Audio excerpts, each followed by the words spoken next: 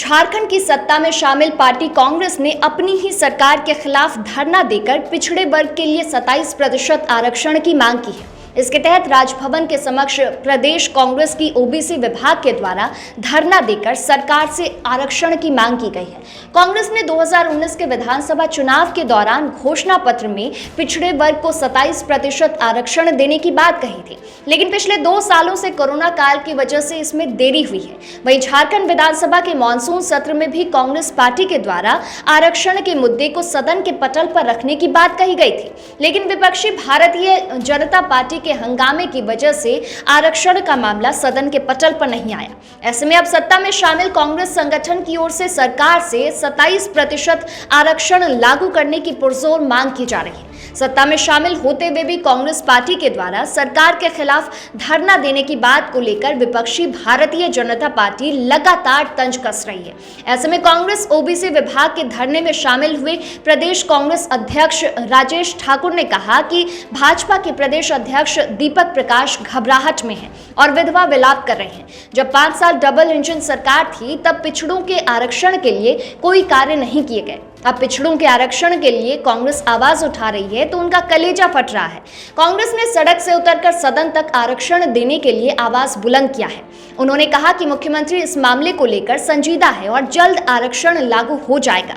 वहीं स्वास्थ्य मंत्री बन्ना गुप्ता ने कहा कि यह ओबीसी वर्ग का अधिकार है, इस अधिकार से उन्हें वंचित नहीं किया जा सकता।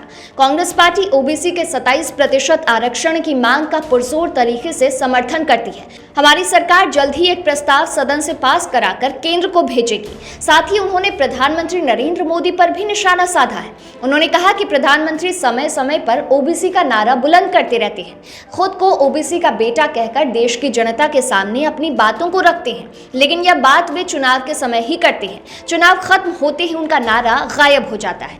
इससे साफ है कि भाजपा का प्यार केवल चुनावी मुद्दा से ज्यादा कुछ नहीं है। सत्ता में शामिल रहते हुए भी अपनी ही सरकार के खिलाफ धरना प्रदर्शन करने के बीजेपी के आरोप को लेकर कांग्रेसी विधायक सह एआईसीसी सचिव दीपिका पांडे सिंह ने कहा कि बीजेपी को सवाल पूछने का कोई अधिकार ही नहीं है। प्रधानमंत्री नरेंद्र मोदी और पूर्व मुख्यमंत्री रघुवर दास तो ओबीसी वर्ग से आते हैं, लेकिन उन्होंने आज तक 27% आरक्षण पर कोई पहल नहीं की है।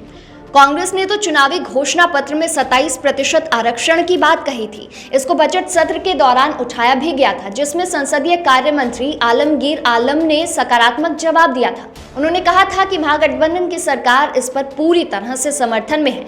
उन्होंने कहा कि मानसून सत्र को बीजेपी ने चलने नहीं दिया, नहीं तो आज राज्य में 27% आरक्षण पर बड़ी पहल हो गई रहती। अभी के लिए इतना ही। आप बने रहिए इनसाइडर लाइव के साथ। तमाम अपडेट्स के लिए इनसाइडर लाइव को सब्सक्राइब कर लें।